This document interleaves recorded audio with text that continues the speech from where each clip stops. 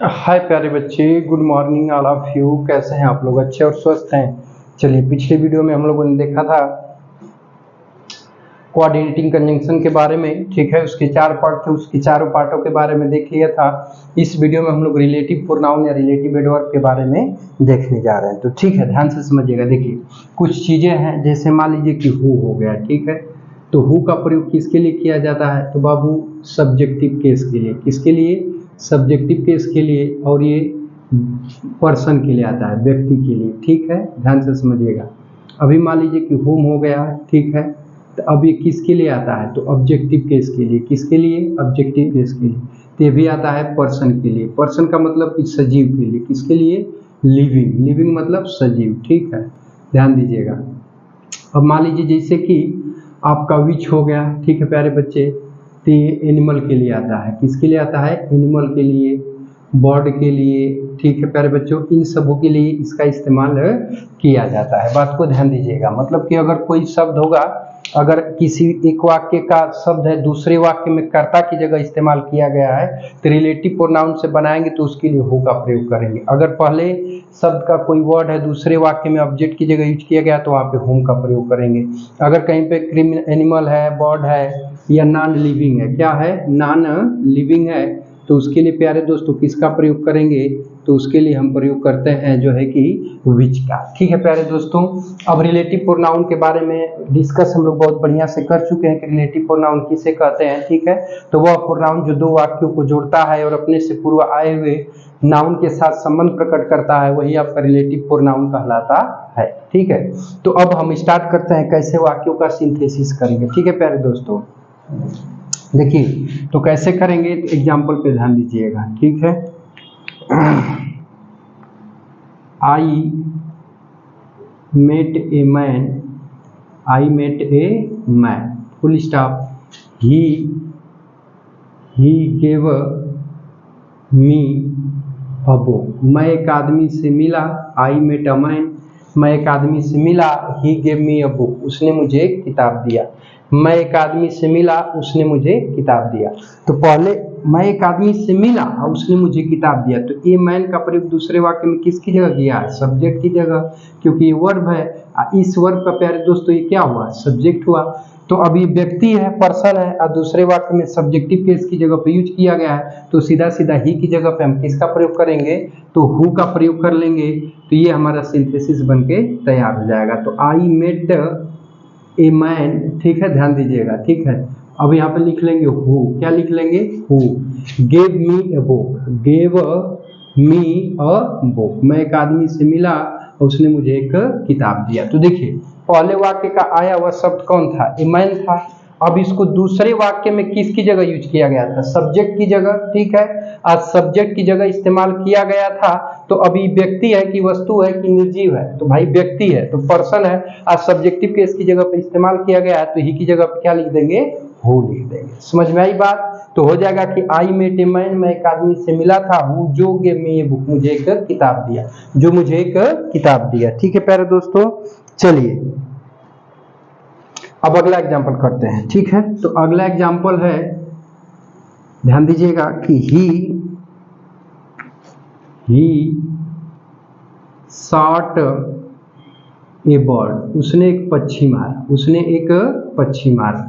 It flew away, it flew away, वह उड़ गई। उसने एक पक्षी मारा और वह उड़ गई। उसने एक पक्षी मारा, वह उड़ गई।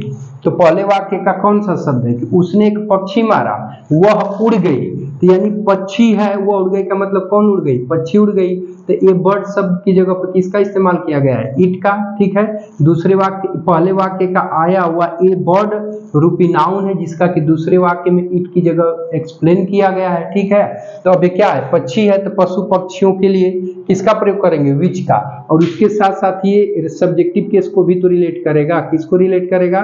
सब्जेक्टिव केस को भी रिलेट करेगा, ठीक है प्यारे दोस्तों। समझ पा रहे हैं ना? तो जब इसको हम इसका सिंथेसिस करेंगे, जब इसका हम क्या करेंगे? सिंथेसिस करेंगे। तो देखिए, सिंथेसिस कुछ इस प्रकार इसका हम करेंगे और कुछ करेंगे नहीं प्यारे दोस्तों, ठीक है। देखिए, सीधा सीधा ही को हम उतार लेंगे, ठीक है। शॉट को भी उतार लेंगे, ठीक है। ए बर्ड को भी हम उतार लेंगे, ठीक है। और इट की जगह किसका प्रयोग कर लेंगे, विच का। तो अब हमारा यहाँ पे क्या हो गया, विच हो गया। अब फ्ली अवे को सीधा सीधा हम क्या करेंगे, उतार लेंगे। ठीक है, क्या करेंगे, उतार देंगे और यहाँ लगा लेंगे फुल स्टॉप। ठीक है प्यारे दोस्तों, तो उम्मीद करता हूँ कि वीडियो अच्छा लग रहा होगा।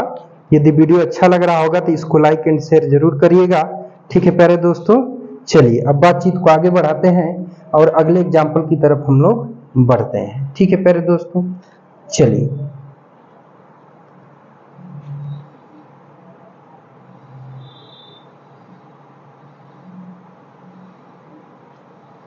अगला एग्जाम्पल देखते हैं। ठीक है दोस्तों, ध्यान दीजिएगा।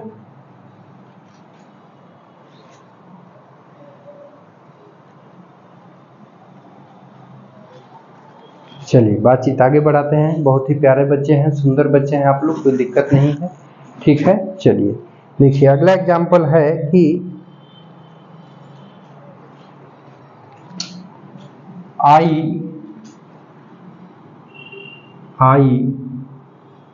met the teacher, I met the teacher,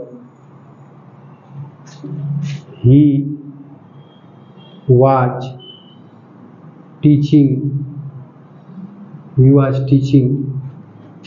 the students, ठीक है प्यारे बच्चों, ध्यान दीजिएगा। स्टूडेंट्स कह रहा है कि मैं अध्यापक से मिला, वह बच्चों को पढ़ा रहा था। मैं अध्यापक से मिला, वह बच्चों को पढ़ा रहा था। तो वह पढ़ा रहा था का मतलब कि कौन पढ़ा रहा था प्यारे बच्चे, तो है टीचर पढ़ा रहा था। ठीक है, तो ही शब्द का प्रयोग किसके लिए किया गया है, टीचर के लिए। और इस वर्ब का ये क्या है प्यारे बच्चे, सब्जेक्ट है। तो सब्जेक्ट केस में टीचर का प्रयोग दूसरे वाक्य में सब्जेक्ट की जगह पे यूज किया गया है, परंतु यह पर्सन है और सब्जेक्ट की जगह आया है, तो इसके लिए क्या लगाएंगे, हु लगाएंगे। ठीक है, तो कुछ करना नहीं है प्यारे दोस्तों, सीधा सीधा इसको हमको नोट कर लेना है। ठीक है, तो नोट करने के दरमियान देखिए आई को आप उतार देंगे। ठीक है, मेट को भी क्या करेंगे प्यारे दोस्तों, उतार लेंगे। ठीक है, अब देखिए द टीचर को भी हम क्या करेंगे, उतार लेंगे। ठीक है, अब देखिए दूसरे वाक्य में सब्जेक्ट की जगह यूज हुआ है, तो इसके लिए हु का प्रयोग करेंगे। किसका प्रयोग करेंगे, हु का। ठीक है, अब यहाँ पे सीधा सीधा हो जाएगा वाज टीचिंग द स्टूडेंट्स, ठीक है, तो अब यहाँ पे टीचिंग द स्टूडेंट्स को हम क्या कर लेंगे प्यारे बच्चों, तो उतार के लगा देंगे फुल स्टॉप। समझ में आई बातचीत। चलिए बहुत ही प्यारे बच्चे हैं, अच्छे बच्चे हैं। ठीक है, उम्मीद करता हूँ कि वीडियो अच्छा लग रहा होगा। यदि अच्छा लग रहा होगा तो इसको लाइक एंड शेयर जरूर करिएगा। ठीक है, चलिए बातचीत को ध्यान देते हैं, अगले एग्जाम्पल की तरफ चले ना। स्क्रीनशॉट ले लीजिए, कोई दिक्कत नहीं है। तो फिर बढ़ते हैं आगे, एग्जाम्पल देखते हैं। ठीक है दोस्तों, कोई दिक्कत नहीं ना है। चलिए ध्यान दीजिएगा।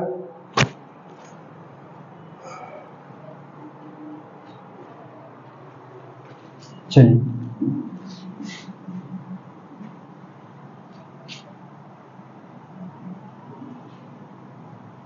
देखिए, ध्यान दीजिएगा। अगला एग्जाम्पल है अगला एग्जाम्पल है प्यारे दोस्तों वी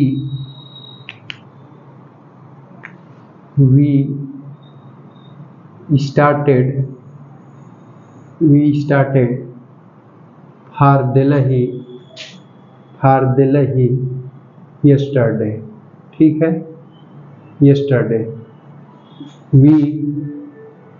we stay सॉरी प्यारे बच्चे, इसमें शैल का यूज हुआ है। ठीक है, चलिए we shall stay for 5 days। ठीक है, कह रहा है कि we started for Delhi yesterday, कल हम लोग दिल्ली के लिए स्टार्ट हुए थे। ठीक है, we shall stay for 5 days, हम वहाँ 5 दिन तक रुकेंगे चाहे रहेंगे। ठीक है, तो अब देखिए इसमें कह रहा है कि हम दिल्ली के लिए स्टार्ट हुए थे और वहाँ कल हम कितने दिन तक रहेंगे, 5 दिन तक रहेंगे। तो ये कहना क्या चाहता है, ठीक है, कि वी स्टार्ट, ठीक है, यस्टरडे हमने कल शुरू किया था, फॉर दिल्ली के लिए, वेयर जहां, we shall stay for 5 days जहां 5 दिन रुकेंगे। ठीक है, तो अब इसमें आपका रिलेटिव एडवर्ब का प्रयोग कर रहा है। किसका प्रयोग कर रहा है, रिलेटिव एडवर्ब का। ध्यान से सुनिएगा, देखिए आपका वेयर हो गया।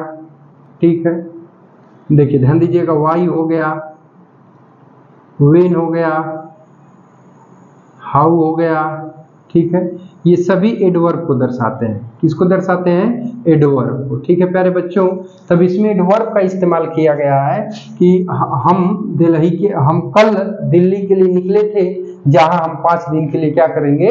रुकेंगे। ठीक है, तो देखिए, तो जब बनाएंगे तो अभी होगा कि वी, क्योंकि ये देखिए दिल्ली स्थान का बोध करा रहा है, और स्थान का बोध कराने के लिए क्या आता है? कौन सा आता है?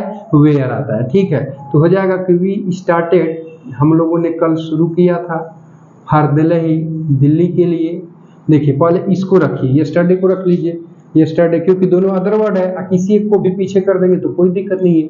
यस्टरडे, अब यहाँ लिख लीजिए फॉर दिल्ली, क्या लिख लीजिए? फॉर दिल्ली। ठीक है, अब यहाँ लगा लीजिए वेयर, क्या लगा लीजिए? वेयर। ठीक है, we stay for 5 days, we stay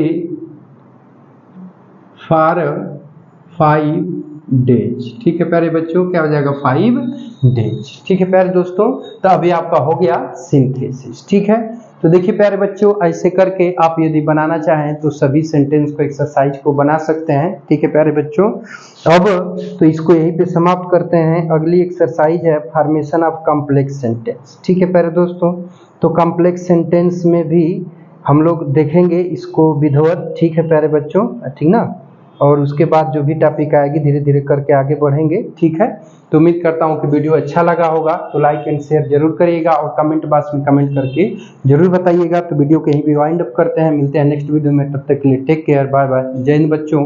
ये एपिसोड देखने के लिए आपका बहुत बहुत धन्यवाद।